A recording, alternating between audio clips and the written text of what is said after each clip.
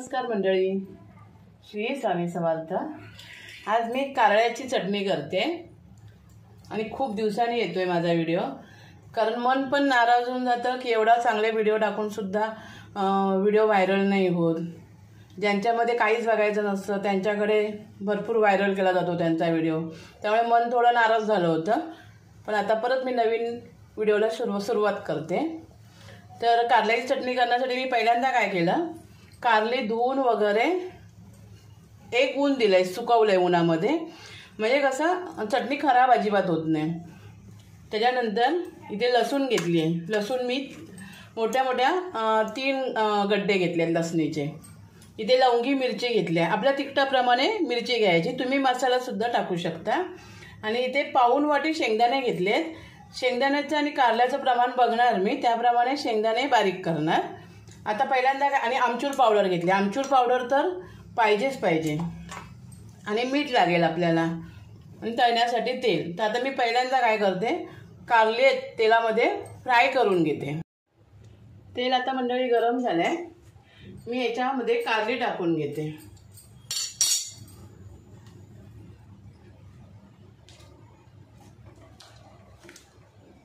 पूर्ण एकदम गरम नाही झालंय, पण एकदम जर गरम झालं ना तर मग ती कारली जास्त करपून वगैरे जाणार, म्हणून जेव्हा कमी आहे ना त्यावेळेलाच आपण कारली तळायला सुरुवात करायची। आणि आता आपण ह्याच्यामध्ये मीठ सुद्धा टाकून घेऊया।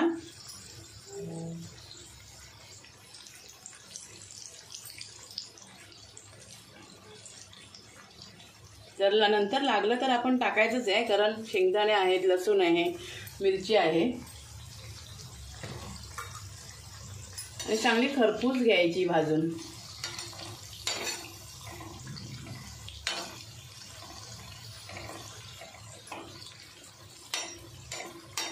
आणि ही 1.5-2 महिने चटणी चांगली टिकते। लहान मुलं जर कारली खात नाहीत, हे तर आपल्याला माहिती आहे, मोठी माणसं सुद्धा नाही खात, मग त्यावेळेला ही चटणी कळणार पण नाही। तुम्ही त्यांच्या ताटात वाढली ना तर कळणार नाही, फक्त सांगू नका की ही कारल्याची चटणी आहे म्हणून, त्यांना जरासुद्धा कळणार नाही की कारल्यापासून बनवली आहे। एकदा ह्याप्रमाणे करून बघा, तर आमच्याकडे अशीच करतो आम्ही। आणि मंडळी प्लीज जरा व्हिडिओ मला व्हायरल करा।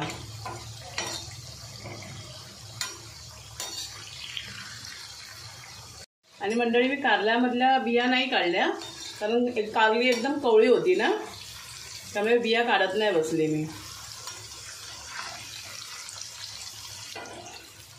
जून असती ना तर मग काढायला लागल्या असत्या, पण एकदम कारली कवळी होती। आता अशी थोडी थोडी भाजायला सुरुवात झाली आहे। ही बघा मंडळी, आता कारली होत आली, जास्त पण काळी कुळकुळीत नाही करायची, नाहीतर मग ती चव कडवट लागणार। मी आता ही काढून घेते कारली सगळी। आता मी ह्याच्यामध्ये शेंगदाणे घेते भाजून, गॅस कमी केलाय, आणि शेंगदाणे पण आपल्याला खरपूस भाजायचे आहेत।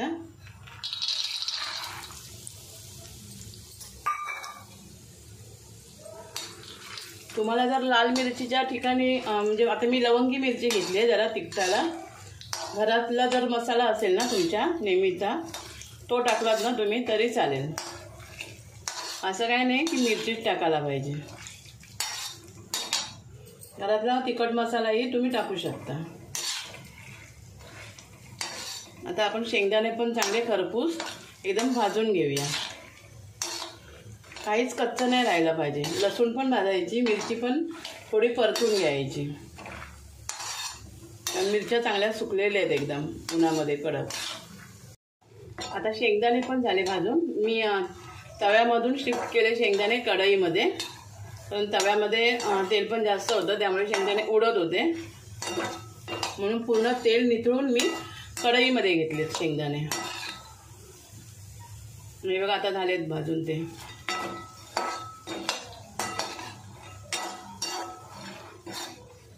आता ह्याच्यामध्ये शेंगदाणे काढते। आता मंडळी मिरची घेते जरा परतून, आणि त्याच्याबरोबरच लसूण पण टाकते। आणि ह्याच्यामध्ये ह्या चटणीमध्ये लसूण घ्या जास्त, लसूणमुळे कसा थोडा ओलसरपणा पण छान येतो।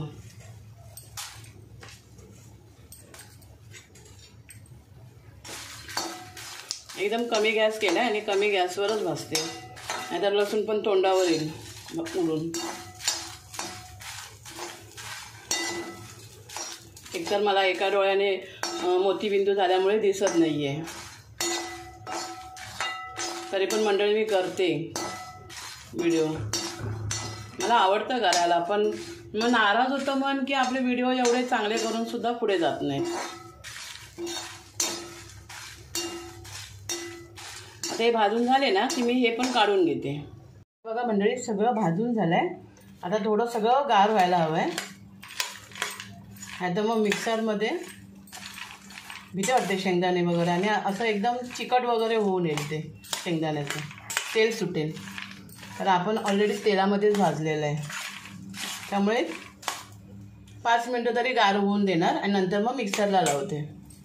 आणि मिक्सरला लावून झाल्यावर मग मी तुम्हाला दाखवते. आमचूर पावडर पण मी आता ह्याच्यातच घेते, ती दाखवते मी तुम्हाला. आमचूर पावडर हे बघा एवढी घेतली. आणि मिठाचा नंतर अंदाज घेऊन मीठ टाकणार, कारण कारली तळताना मी मीठ टाकलं होतं. ही बघा मंडळी आपली कारल्याची चटणी तयार झाली आहे. आणि ह्याच्यामध्ये मी मीठ वगैरे नाही लागलं मला टाकायला, फक्त जेवढा मी तुम्हाला आमचूर पावडरचा चमचा दाखवला होता ना तेवढाच परत मी अजून त्याच्यामध्ये टाकला आहे. आणि एकदम चवीला एकदम मस्त झाली आहे. आणि तुम्ही पण प्लीज अशी एकदा करून बघा आणि खाऊन कशी झाली आहे ते मला कमेंटमध्ये सांगा. थँक्यू.